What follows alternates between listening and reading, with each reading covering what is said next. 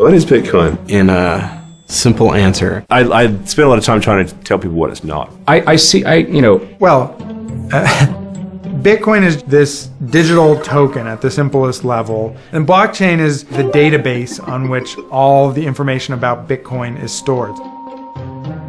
Bitcoin is a system for managing monetary payments between a peer-to-peer network of people. And they do this by putting together a ledger that's called a blockchain. It's essentially like a bank ledger, except instead of just the bank keeping it, everybody involved keeps it, so that everybody can look and make sure that everybody else is being honest. The blockchain is essentially an Excel file in the cloud with one column. And every 10 minutes, there's a new block updated. Each block is tied to the previous block, so it's immutable. If you change elements of one of the earlier blocks, you just change all the values all the way through. This is a cryptographic tool to tie all these transactions together. It's actually much safer than where your money is probably stored today.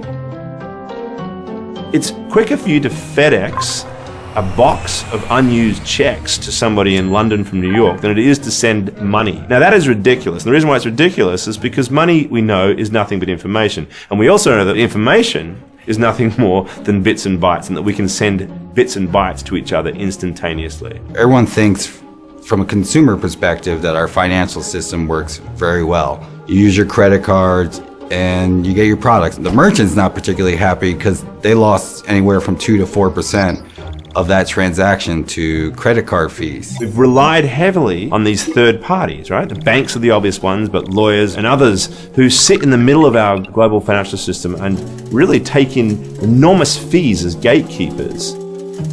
we're sitting on this golden opportunity to move a bunch of people who are trapped in informal cash-based economies to a globally connected digital economy. Over 4 billion people have no access to a bank account. That all they need is a mobile phone, and they can start transacting. You can put a product that moves actual currency around in other people's hands overnight. And that was simply never possible with the US banking system. I just haven't seen another system out there that's working at any scale right now other than Bitcoin that lets people do that.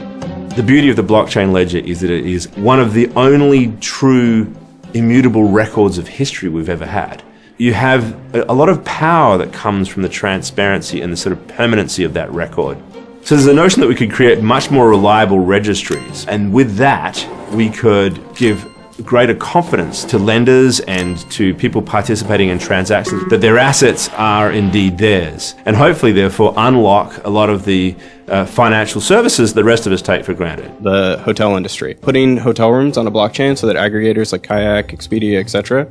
could actually book you the exact room you want and then claim it publicly so that other aggregators know that, sorry, room 1008 is taken. Health records of the world. So every time you have to shift your records from one hospital to another, it's a very inefficient system. The other one is welfare. There's this idea that we might be able to cut out a lot of the corruption and misuse of funds that happens in the distribution of money, and therefore hopefully end up with more money in the pockets of those who need it. I think the biggest current risk for the entire blockchain ecosystem right now is that it's being overhyped. There are some blockchain fabulists who are out there really touting that the blockchain can solve every problem you can imagine. And that's not realistic. So far, it's Bitcoin, the underlying idea works, but that's like, the internet worked, but you still had to make people want to come and use it and open up accounts. If you are interested in building services on the blockchain or getting involved in one way or another, if financial inclusion is something you're really passionate about, this is something that maybe you'd want to adopt in your tool chest as you're creating a solution for consumers.